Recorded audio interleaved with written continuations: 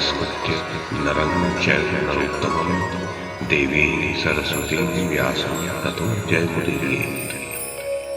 ओम नमो भगवते वासुदेवाय, ओम नमः पितामहाय, ओम नमः प्रजापतिभ्यः, ओम नमः कृष्णद्वैपायनाय, ओम नमः सर्वविघ्नविनायकेभ्यः।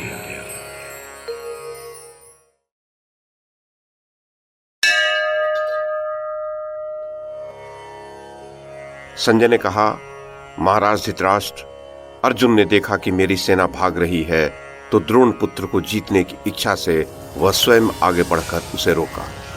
फिर वो सोमक तथा मत्स्य राजाओं के साथ कौरवों की ओर लौटा।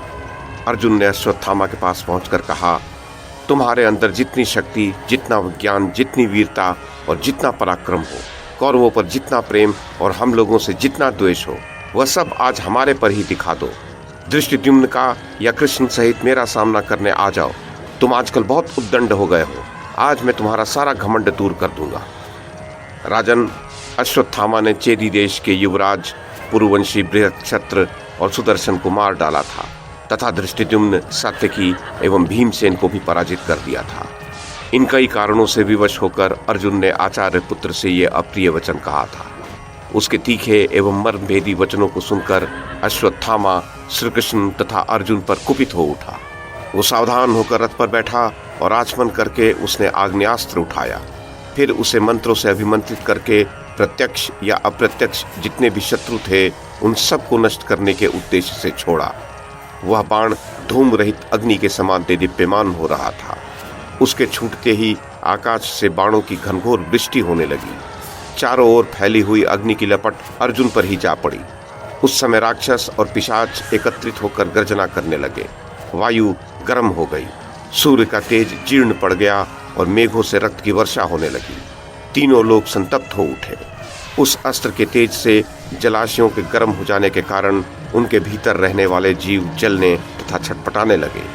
दिशाओं विदिशाओं, आकाश और पृथ्वी सब ओर से बाण वर्षा हो रही थी। वज्र के समान वेग वाले उन बाणों के प्रहार से शत्रु दग्ध होकर अग्नि के जलाए हुए वृक्षों की भांति गिर रहे थे। बड़े बड़े गज चारों ओर चिघाड़ते हुए झुलस झुलस कर धराशायी हो रहे थे। कुछ भयभीत होकर भाग रहे थे। महाप्रलय के समय संवर्तक नाम वाली अग्नि जैसे संपूर्ण प्राणियों को जलाकर भस्म कर डालती है, उसी प्रकार पांडवों की सेना उस आग्नेयास्त्र से दग्ध हो रही थी। ये देख आपके पुत्र विजय की उमंग से उल्लसित हो सिंहनाद करने लगे। सहस्रों प्रकार के वाद्य यंत्र बजाए जाने लगे। उस समय इतना घोर अंधकार छाया था कि अर्जुन और उसकी एक अक्षौहिणी सेना को कोई देख भी नहीं पा रहा था। अश्वत्थामा ने अमरश में भरकर उस समय जैसे अस्त्र का प्रहार किया था, वैसा हमने पहले न तो कभी देखा था और न सुना ही था। तदनंतर अर्जुन ने अश्वत्थामा के संपूर्ण अस्त्रों का नाश करने के लिए ब्रह्मास्त्र का प्रयोग किया। फिर तो क्षण भर में ही सारा अंधकार नष्ट हो गया। ठंडी ठंडी वायु चलने लगी, समस्त दिशाएं प्रकाशित हो गई। प्रकाश होने पर वहां एक अद्भुत बात दिखाई दी। पांडवों की एक अक्षौहिणी सेना उस अस्त्र के तेज से इस प्रकार दग्ध हो गई थी कि उसका चिन्ह तक मिट गया था, परंतु श्री कृष्ण और अर्जुन के शरीर पर आंच तक नहीं आई थी। ज्वाला से मुक्त होकर पताका, ध्वजा, अश्व तथा आयुधों सहित सुशोभित अर्जुन का रथ वहां शोभा पाने लगा।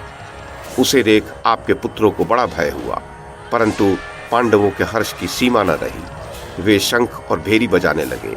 कृष्ण और अर्जुन ने भी शंखनाद किया। उन दोनों महापुरुषों को आग्नेयास्त्र से मुक्त देख अश्वत्थामा दुखी और किंग कर्तव्य विमूढ़ होकर थोड़ी देर तक सोचता रहा कि यह क्या बात हुई।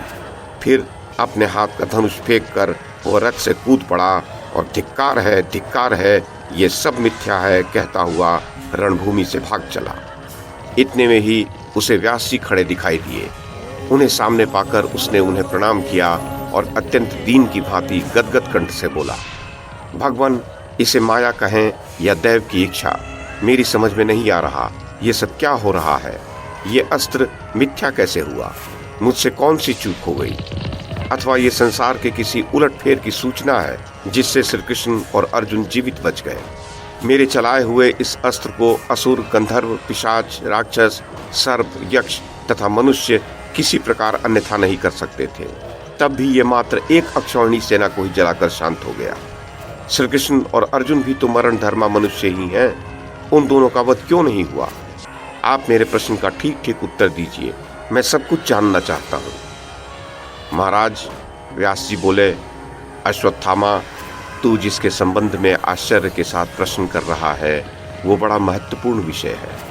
अपने मन को एकाग्र करके सुन।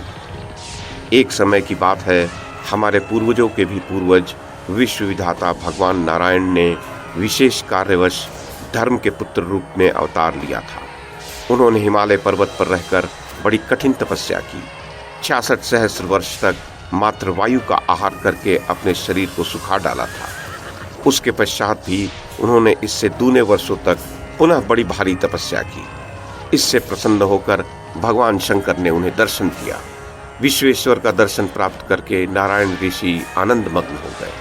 उनको प्रणाम करके उन्होंने बड़े भक्ति भाव से भगवान की एक लंबी स्तुति की। नारायण ऋषि के इस प्रकार लंबी स्तुति करने पर पिनाकधारी भगवान नीलकंठ ने उन्हें वरदान देते हुए कहा, नारायण, मेरी कृपा से किसी प्रकार के शस्त्र, वज्र, अग्नि, वायु, गीले या सूखे पदार्थ और स्थावर या जंगम प्राणी के द्वारा भी तुम्हें कोई चोट नहीं पहुंचा सकता। समर भूमि में पहुंचने पर तुम मुझसे भी अधिक बलिष्ठ हो जाओगे। अश्वत्थामा, इस प्रकार श्री कृष्ण ने पहले ही भगवान शंकर से अनेक वरदान पा लिए हैं। वे ही भगवान नारायण माया से इस संसार को मोहित करते हुए इनके रूप में विचर रहे हैं। नारायण के ही तप से महामुनि नर प्रकट हुए। अर्जुन को उन्हीं का अवतार समझ। अर्जुन का प्रभाव भी नारायण के ही समान है। ये दोनों ऋषि संसार को धर्म मर्यादा में रखने के लिए प्रत्येक युग में अवतार लेते हैं। अश्वत्थामा, तूने भी पूर्व जन्म में भगवान शंकर को प्रसन्न करने के लिए कठोर नियमों का पालन करते हुए अपने शरीर को सुखा डाला था।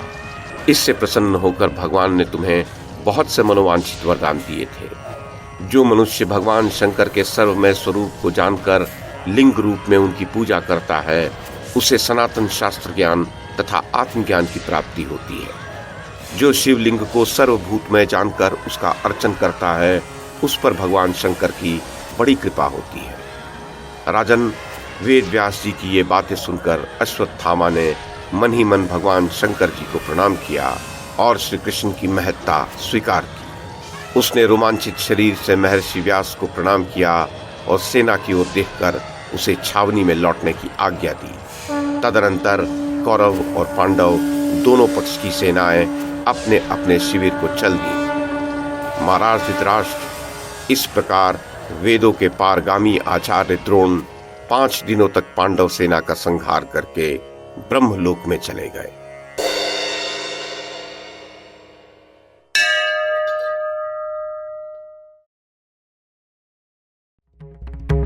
YouTube के माध्यम से महाभारत की कथा को एक श्रृंखला के रूप में प्रस्तुत करने का हमारा ये प्रयास यदि आपको सराहनीय लगा हो तो कृपया इस कड़ी को लाइक और शेयर करें, चैनल को सब्सक्राइब करें और बेल आइकन को दबाएं। साथ में अन्य लोगों को भी देखने के लिए प्रेरित करें।